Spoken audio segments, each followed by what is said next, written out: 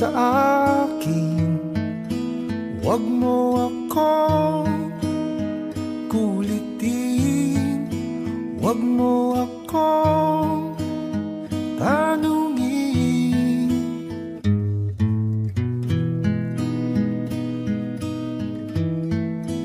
Dahil katulad